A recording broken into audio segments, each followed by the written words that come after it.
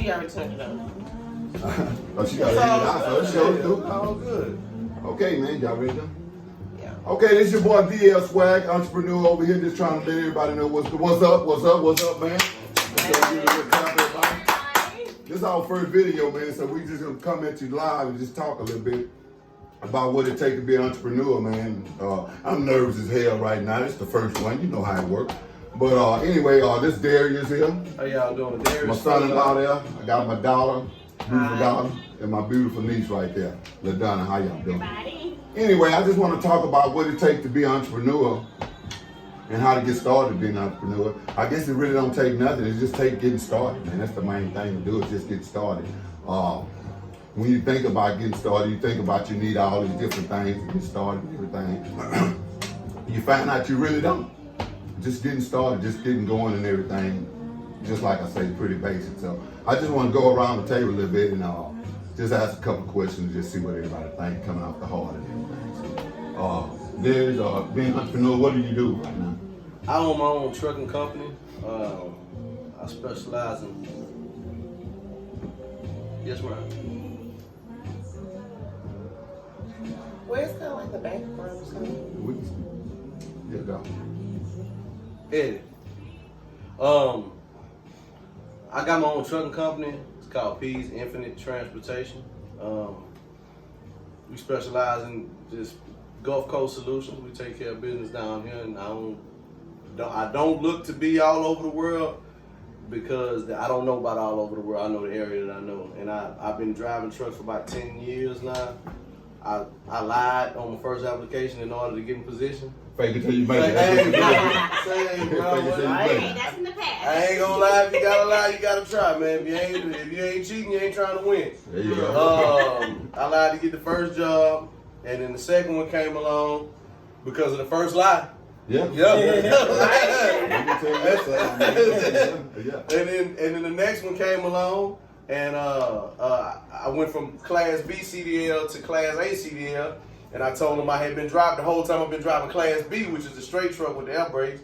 I said I've been driving Class A. Mm-hmm. Never drove one of them trucks before. Couple YouTube videos. Oh wow! Okay. All right. So, and I was on the highway, man. You know. So shit. it was just that simple to just get going and tell a couple of lies. But we don't want to talk about fabrication, but we don't want to influence nobody on that type of stuff. But I'm just saying, but sometimes you're going to have to fabricate situations to make situations work out for you. You got to pass your resume. Make it work out, man. That's true. That's it, true. man. You know, and then from there, I realized that this was an avenue of ownership. It wasn't no situation where I had to work for somebody for the rest of my life. And then so about 4 or 5 years ago, I bought my own truck. Right. And that was the first dream. And then I actually learned the trucking industry from then, by jumping from company to company, so that I would see the different systems that work for me. And in the last year and a half, I was with a company that allowed me to do all my work, but the only thing that happened was I used their information in order to book the load. So it was like I'm operating under DL Swag, but I'm doing all my deals. Right. I got everything lined up. Everybody calls me, and I sign all the contracts. But they looking at it as DL Swag. Okay. So, but now it's under P's Infinite Transportation, and now I own everything, and I don't have to pay DL Swag no money in order to use that. But that was my climb. Okay, let's go into a little bit. Alicia, do a little bit. I think what you're doing right now, hair. Yep. So we just talk about what it takes to get a hair business started, and just kind of enlighten everybody on how that works. How does that look? Well, for me, it started with just doing my sister's hair. Oh, just at the house, huh? Yeah. That's basically right at the house. I had to do it, you know. Y'all hear that? You can just start right at the house, and that's how you start a business. You just started right at the house. Bloom where you planted right there. So. And then it became a passion because I like to change people's image. I love to change my own hair all the time. And so I went from there, and I'm like, okay, I can do this. And someone actually was riding down the I-10 and seen the beauty school and took the number down and gave it to me, and that was like a push. So I went ahead, went to school, and was working at the same time too. Mother of 3. It was hard, but I did it. All right. And got my license and been going ever since. It's pretty about basic stuff, huh? Yeah, basic stuff selling. My goal is with that is to own a beauty salon and retire that way. Okay, I want to bag you up just a little bit. I want to bag you up just a little bit here. So you saying, Darius and Leisha, and I'm gonna come to you and just so you don't have to have just a hell of a college education to be able to get a business started. No, That's what I'm saying. not at all. So you don't. No. So you don't. Okay. Right. Okay. So you just can start with basic skills, what you got, and just go from right there. I think Common sense, right? I think that you need to know your customer. Yeah, As long as and you got hustle, you got confidence, and you know your customer, you know who you trying to provide for. You know, there's no class for that. There's no class for that. Right. You got to learn these people and what service you offering. Okay, let's go ahead and chime I tell LaDonna people in. all the time. Let's go ahead and talk about exactly what you do. Just kind of give me a little intro on. That's okay. So, Give me an intro. 9 to 5, I'm inpatient psych, so I work in a psychiatric facility that treats acutely ill people with mental health diagnoses. And after that, I do therapy. I'm a licensed professional counselor with the state of Texas, and so I do private sessions for individuals who just want to improve their lives. They want to work on relationships, goals. So you went to the school next to level. learn some of these trades that you have, right? I did. I do hold a master's degree, but that does not have much to do with my business. Other than it's a requirement for me to hold a license in the state. Okay, perfect. So no, it's not a matter of intelligence for me to do my job. It's not a matter of starting my business had nothing really to do with college other than the profession I'm in. It's required. It's all about drive. Dreams don't work unless you do. You just gotta do the work. It has nothing about degrees. And this is the thing. People think they want to put on airs because they have a degree. A degree only means that you are able to focus enough to pass classes. It just has no bearing on your intelligence. That's all it is. You can finish school. Yay, you. Anybody can do that. Okay? But most entrepreneurs don't have degrees. That's right. It's not a requirement. You need the drive. You need the passion. You need the talent. You know, and you need resources. That's what gets you in Oh, business. wow, man. Golly. You just make me think about my long journey, 30 plus years in doing what I was doing. Starting from doing nothing, just being a loser, sitting up under a tree. No education, man, just trying to get out there. Got big dreams, big dreams, man. Just want to know, just want to see the world. Just kind of want to see a little bit of everything. Just I'm thinking about what school really teach you, man. I quit school at an early age, real young. Quit school early. Didn't like going to school. Had too many damn rules for me. School is not for everybody. Too many rules for me. And I don't like to listen, man. I like to go in my own lane. I like to try to take the path that's least traveled. So I always try to go that way, doing whatever I'm doing. So, man, I got it go way back in doing what I've been doing. I've been an entrepreneur for so long. Absolutely. I don't even know what it feel like to work for somebody. That's hard. I don't know who I saw say it. They said, I hate misquoting.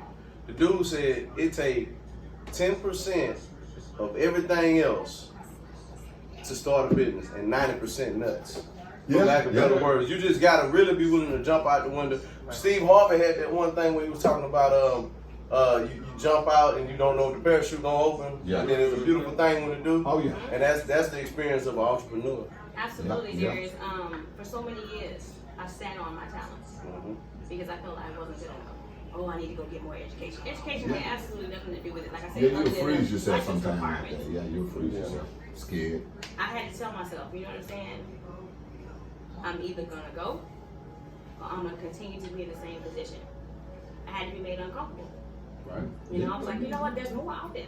I have to go get it. I have to be proactive about it. I can't be scared. So you got outside the box. Millions are made Yeah. by people who are scared. Yeah. Gotta jump out there and get it, you know. And then I watch my uncle do it, you know. He always had something going to support his family and take care of it. Yeah. And he didn't. It wasn't about education. It was about I gotta survive. I gotta feed my family. I want better.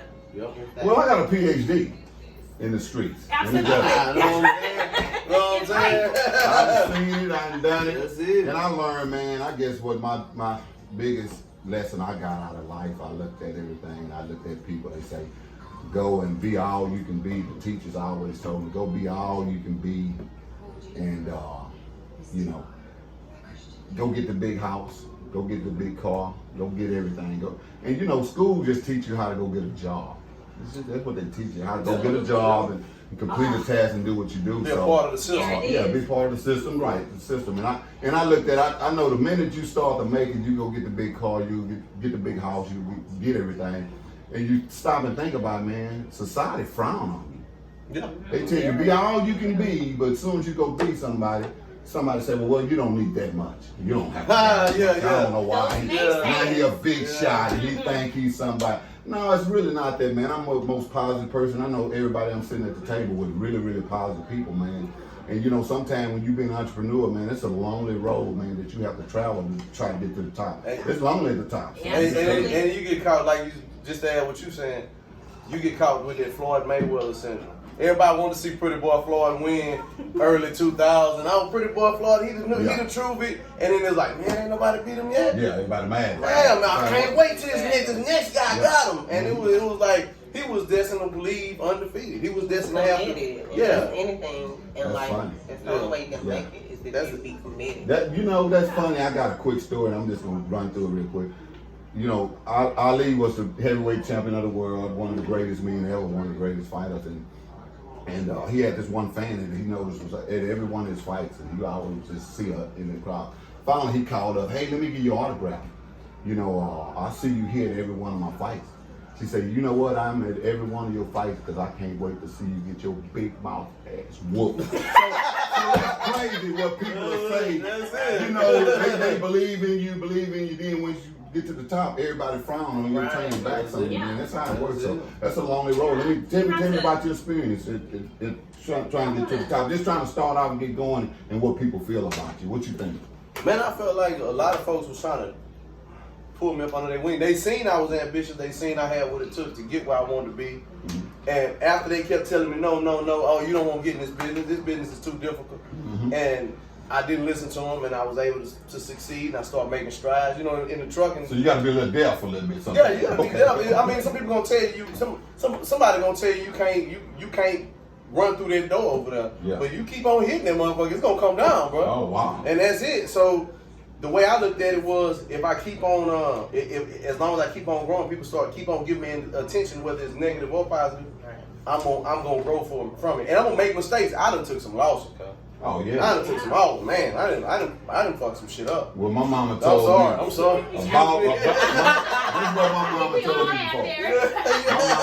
My mama said a bald lesson is better than a told lesson anyway. That's it. So you bought some experience. I bought some, and everybody pay for like even if you go to school, you get your master's degree, it costs a lot of money. Oh man. So you always gonna pay for that experience, and just put a cap on it.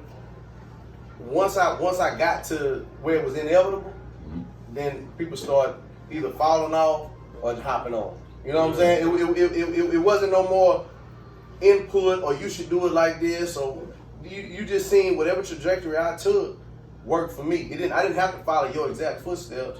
So then therefore either you're gonna be like, yeah, congratulations, young blood, or my brother, whatever you're doing.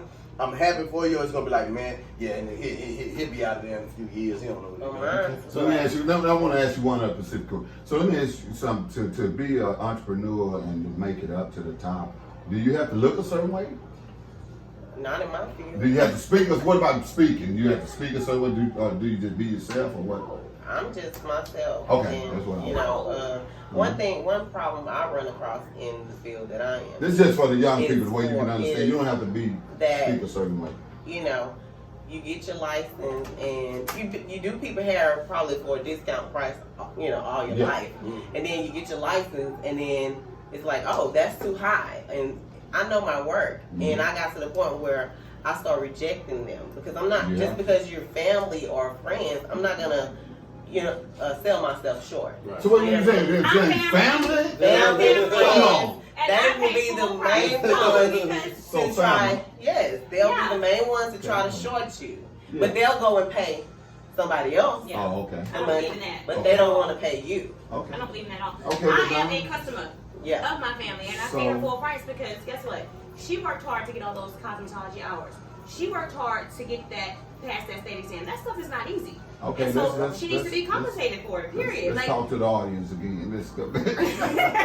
Let's go.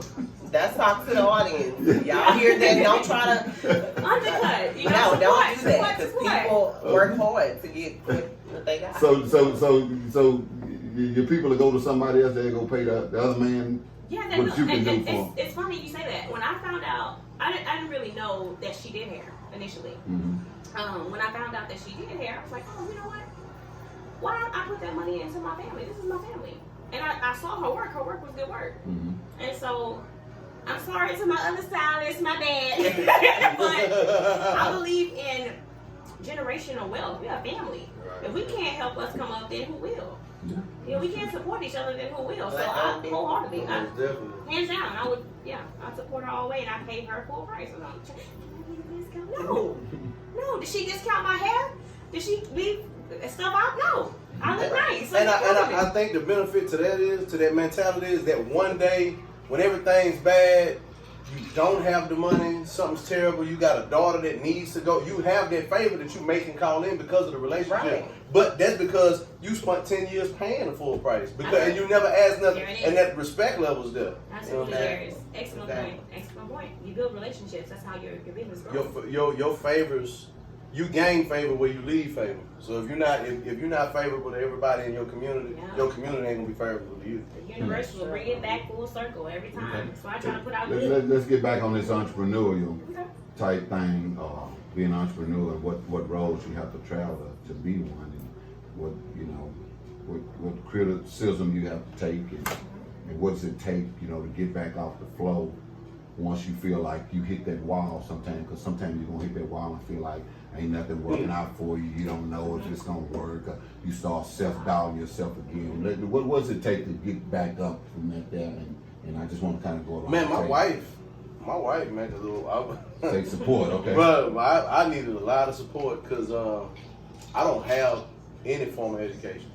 Okay. So other than ninth grade. But somebody knew you, they would know that. No. Okay. I mean, I'm like I said with Beyonce, I'm schooled in life. Okay. I don't need no degree. But at the Y'all same, need youngsters. That's what I'm yeah, saying. man. At the same time, because I conduct myself that way, and I do learn stuff every day. Mm-hmm. But and sometimes I feel like my maturity level or my emotional maturity level is not of an adult because I stopped that learning process so early. So in those hard times when I needed to be emotionally mature to be able to push forward, my wife was that rock that stood. Oh, wow. And if you got somebody on your team that's like that, it don't have to be your wife, be your friend, brother, cousin, mama, whoever. If you got somebody who can hold you accountable, put your feet to the fire, because I had some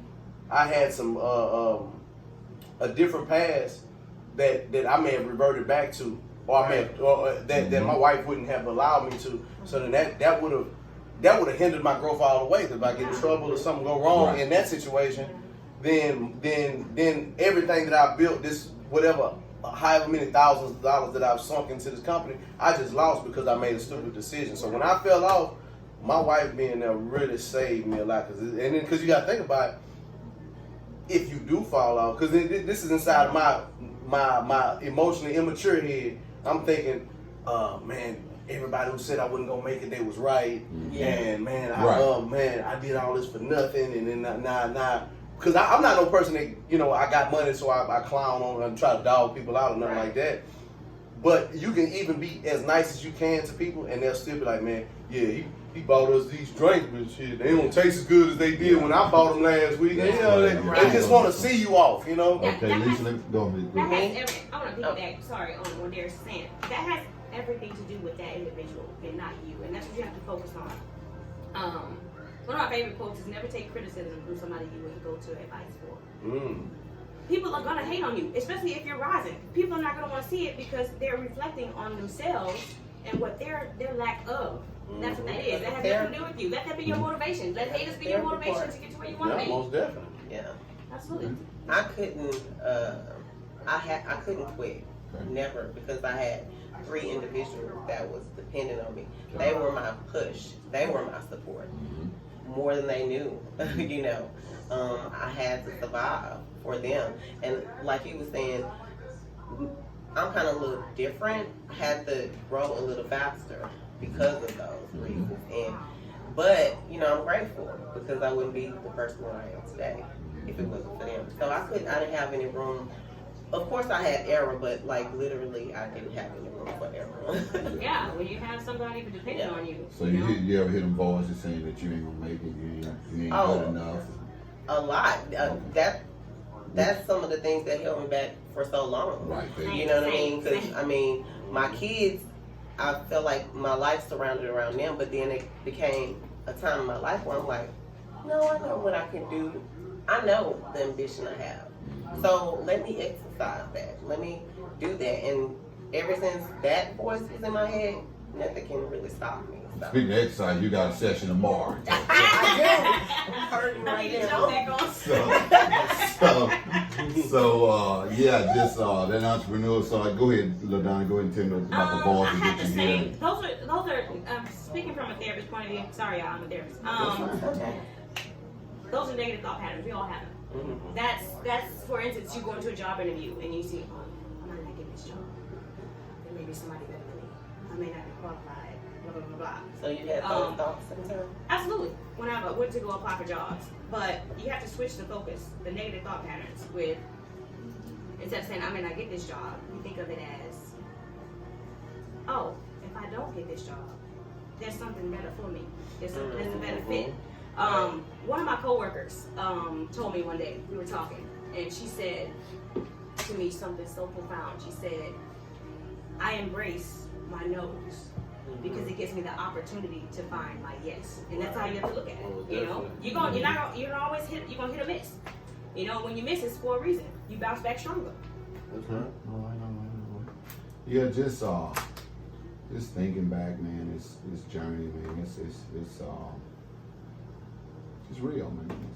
You stop and think about it. You know, I've got 35, 40 years off invested in doing different type stuff, and I've always started, stopped, all kind of different businesses. So it just take you believing in yourself, man, because it's like anything else, man. You gonna always have people saying, you're not gonna make it, it's not gonna happen, but them the first ones with their hand out as soon as it worked, because I done seen it happen several times. And a lot of times, man, it ain't gonna happen when you want it to happen. It might take you 5 years, 10 years, 5 days. You don't never know when it's gonna happen and how it's gonna happen, but you have to keep on moving and believing that it's gonna happen. You have to have faith and know that it's gonna happen. So the main thing is faith and have strength within inside of yourself that you gotta find. You gotta find that strength every day when you get up, man, because some days you gonna get up and feel like, man, I'm just ain't doing right. And everybody looking at me, maybe what they think, and then you start trying to think about it, what everybody else thinking about you.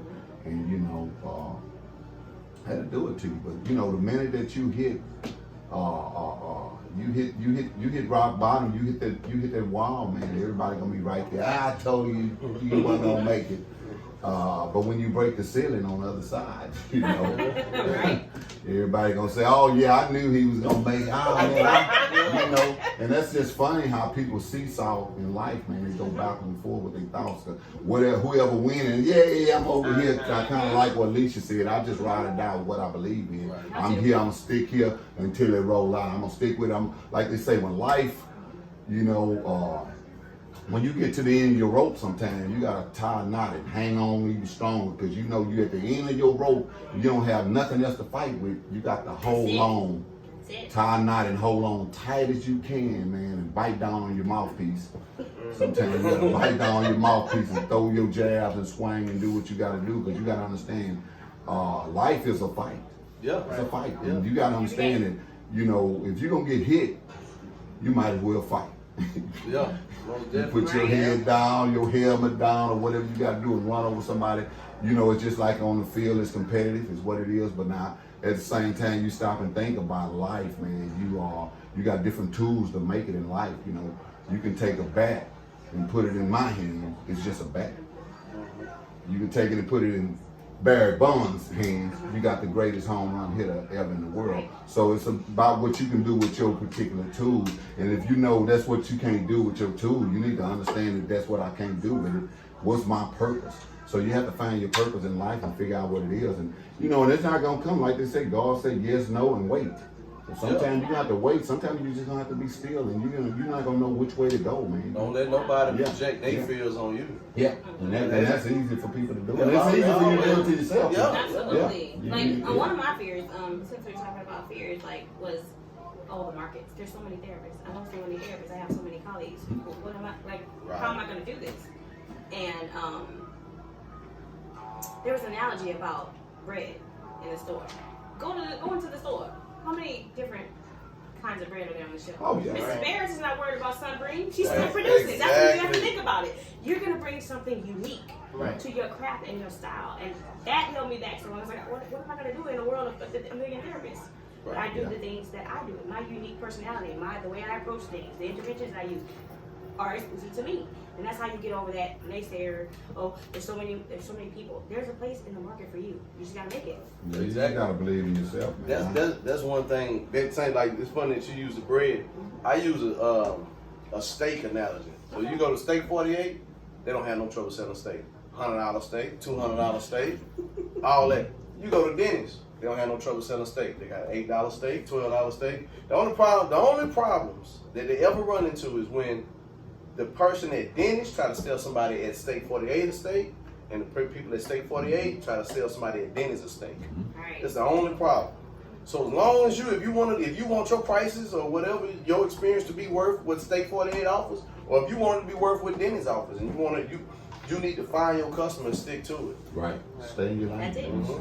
Stay in your lane. There'll be no traffic. Absolutely. Absolutely. That's it. So, just saying all this, man, just to try to kind of put a little light on what the subject, what we're talking about, more than anything. You know, just for the young people, just for the people that want to be entrepreneurs, that want to step outside of the box, that have never stepped outside of the box. I just say like Nike had the best slogan ever. Just do it, man. You just have to step out there and just believe in yourself and just go for it. So just to reiterate what I'm saying, you know, just to really try to teach the youth that there's more that you can do in life than be a professional athlete or be a drug dealer or a rapper. There's some lucrative businesses you can get into, man, and make a lot of money and stuff that you can do. Somebody probably sitting on the couch right now that know how to work a video game or just know how to work the internet, period, man. That's a craft within itself right there. So you have to look out and believe, find out what your purpose is and find out what you're good at, man. And I promise you, if you find out what you're good at and you do it and you do it effortless, and it's like you never worked a day in your life. You're doing something you like. You know what's for sale? Dirt, air, water. Yep. They sell these things. Mm-hmm. Every day. They sell dirt, trash. Yep. They sell all these things. If you can't find nothing to sell, it's not necessarily a world problem. It's a you problem. Yeah. Yeah. Opportunity is what you make it. And if you're waiting on to knock at the door, you might be behind the wrong door. You know what I'm saying? You got to be out looking for opportunity. There's nobody says, well, I mean, even the person with the lotto went out and bought the ticket. You know what I'm saying? I can't even think of nobody who the money just came to them. Yeah. And not even in a lot of situations, people don't even think it's about the money. It's just about whatever the power or the satisfaction of being able to contribute to society. Yeah. You're not going to get that from the house. You ain't gonna get that just watching the video and thinking positive.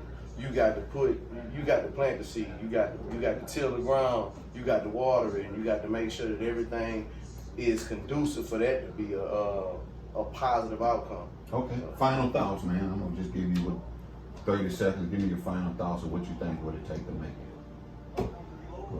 Besides the obvious, you really gotta want it. And just because this field is working for somebody else, don't mean it's meant for you. Whatever your heart is, and it might take some people take 50 years before they find out what they lane is. You need to find what's for you, because every day when you wake up, it's not gonna feel like work. There you go, 30 seconds. Determination and fight. You have to stay strong and stay on the plan. Like stick to the plan, whatever it is. Like he was saying, it might not work right then. You were saying that too. It might not work at that moment, but eventually, if you stick and commit, like I was saying, it'll happen. Yeah, think that you should sit with the winners. The conversation will be different. Y'all seen that quote. Find somebody who's doing something in your field that you're of interest. Sit with somebody who has the same goals as you and learn from them. Get a mentor. That will help you. Because people that are, know who your people are. You don't need naysayers if you're trying to be positive about yourself. Cut those people off and give it to people who are generally trying to help you, who have the same focus and goals as you. Definitely. Well, I guess my 30 seconds, I guess I can do it in 5 seconds. Get outside your own head, man. Man. Outside your own head, man. You know, so I just say that, you know, at the same time, but it's our first video. We just wanted to put something out there that was positive, man, and put it out there to the people. We know a lot of people talking about positive stuff. They putting positive slogans all on the internet, but I don't know if nobody really talking about it in real time. So we decided we want to go ahead and start talking about this, start this video, and get moving right there, and get the work up on us behind us right now. So, and we'll see where it go from here. It's your boy, DL Swag, signing off right now, man. Until next time.